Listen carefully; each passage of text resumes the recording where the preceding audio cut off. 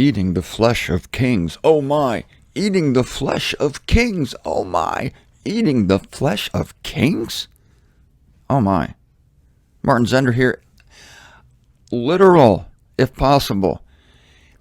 But certainly this phrase from the end of Revelation 19. Yes, we're starting Revelation chapter 20 today. Surely this phrase is figurative. It's so nastily poetic. Eating the flesh of kings. And yet it is literal as can be, because there will be birds of prey that will be commanded by a messenger to eat the flesh of kings. Because this is what God thinks of the kings of the earth. Ooh, aren't they important? Oh, yes, they are. And they're allowed to be important up until the time God wants them deposed. Then they lay dead on the ground like everybody else. And the birds eat their flesh. Eating the flesh of kings. Oh my. It makes me want to kiss Judy Garland up here. I know my sister's out there right now saying, Martin, don't kiss Judy Garland. Hey, it gets lonely here sometimes in the laundry room. And this is life size up here, so it's really pretty close to the real thing. So, it's lovely. What a lovely girl. And I'll get to see her again someday, along with a bunch of other cool people. Like the Apostle Paul and Tryphena and Tryphosa, my two favorite Greek twins from the Roman Ecclesia. All right. The binding of Satan, chapter 20, starting right now. Thank God. Aren't you happy we're done with chapter 19? Chapter 20, verse 1. And I perceived a messenger descending out of heaven, having a key of the submerged chaos. I have a note on my Bible. It's so funny. I don't know if you can see this. Under submerged chaos, I've written Toledo. It's kind of a joke.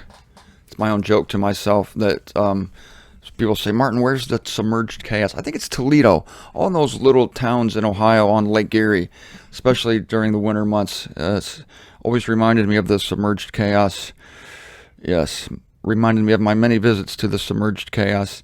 But a large chain is in this messenger's hand, and he lays hold of the dragon, the ancient serpent. That's right, the same one, the ancient serpent, the one that deceived Eve, who is still alive right now. This being that deceived Eve in the Garden of Eden, who took the form of a serpent, called here a dragon, and an ancient serpent. That's why, because it was in that day that he took the form of a serpent. He can take any form, just like Jesus Christ can take any form. Sure he can. He took a form of a bright light when he appeared to Paul. When he met those disciples on the road to Emmaus, he took another form that they couldn't recognize him. So Satan was a serpent, then he's a dragon. He can also be Joel Osteen. Oh, yes, he can. Yes, he can. He can show up in the form of Judas. But he's laid hold of here. Who is the adversary and Satan? Got to make sure that we understand who we're talking about here. He's called about four things here. The messenger comes out of heaven with the keys of the submerged chaos, the keys of Toledo, Ohio. No, actually, a submerged chaos is a cavern, literal cavern in the earth. I honestly think, I know, Zender, you're really taking this literal thing too far. No, it's submerged chaos. It may be water. It may be water, because spiritual beings do not like water, and that's practical. When Jesus Christ cast those spirits of that demoniac into the pigs, they went and they flew into the sea, and the spirits didn't like that. The water. The pigs, maybe that was their last-ditch effort to get rid of the spirits. I feel bad for the pigs that they had to put up with that.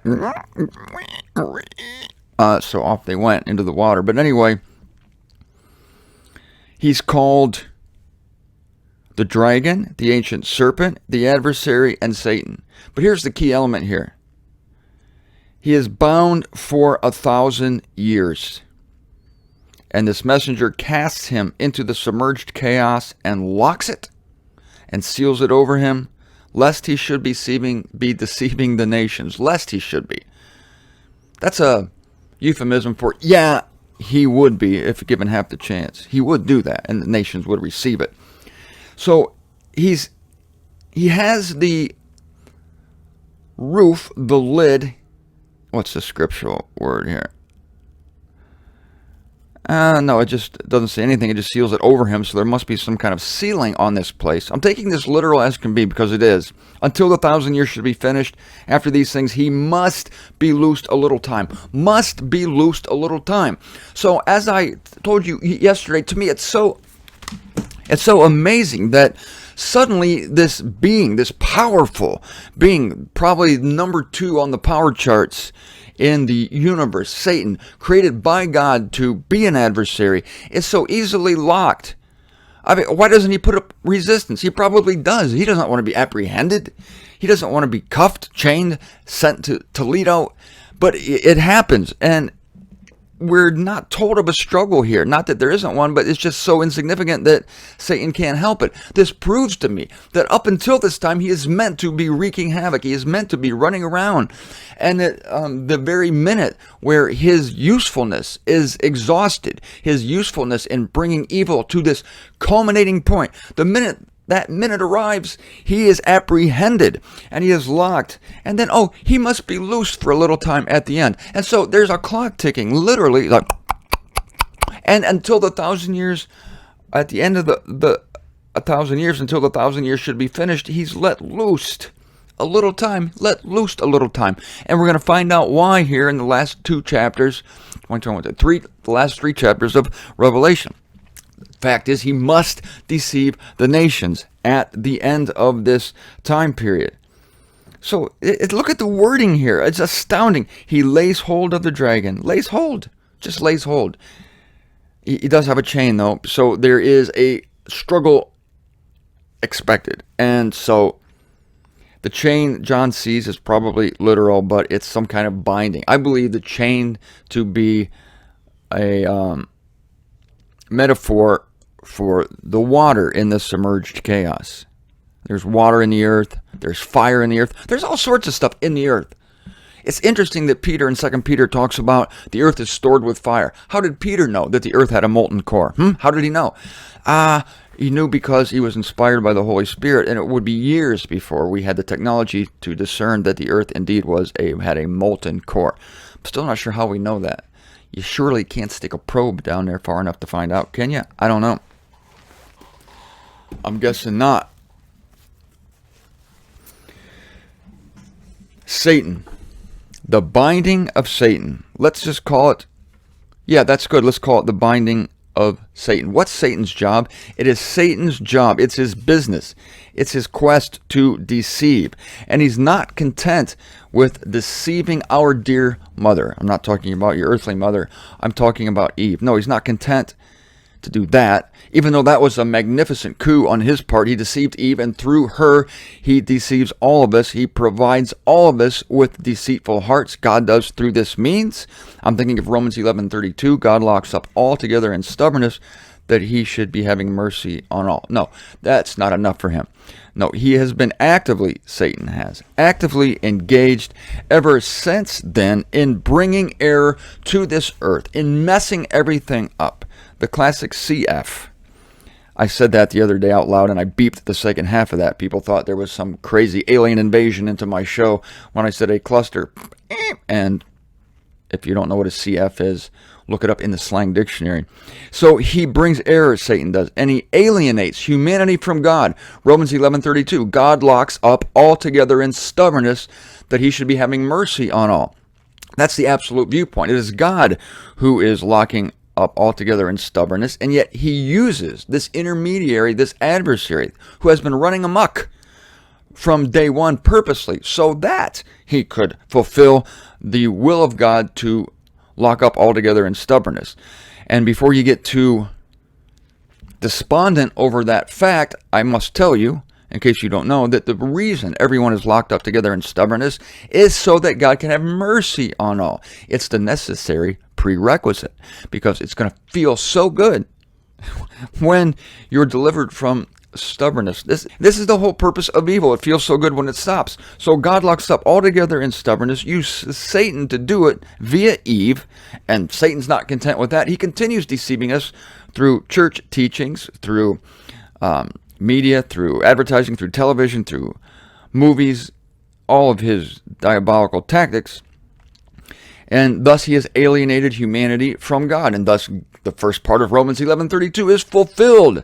Thank you, Satan, that God locks up altogether in stubbornness. Interesting that the word lock is also used there, and the word lock is used in the opening verses of Revelation chapter 20 to describe how Satan is apprehended, which to me only emphasizes the fact that he's been running amok when he could have been locked. He could have been apprehended in Eden before he deceived our mother. But no, that mother deceived our mother. And now we're all locked up together in stubbornness. But you and I have been delivered from this stubbornness by the grace of God. He has had mercy on us. He will have mercy on all. Now, one of the greatest problems of the eons is the manifestation of humanity to itself. This is profound. Humanity must be made known to itself, because there's this pride in humanity that says, oh, we can do this, we can do that, just give us an opportunity, give us 40 acres and we'll turn this rig around.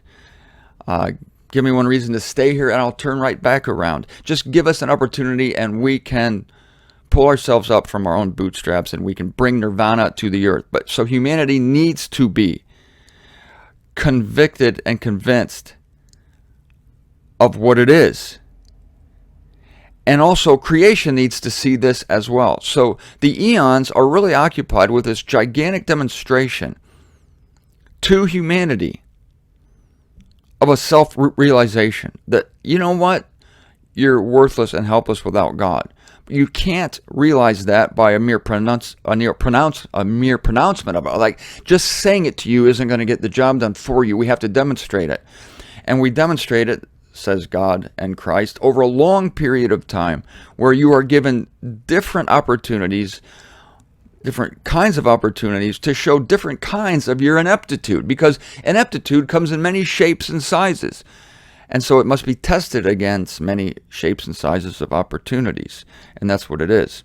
So up to the time of the millennium, mankind might claim that it had not been given a fair opportunity.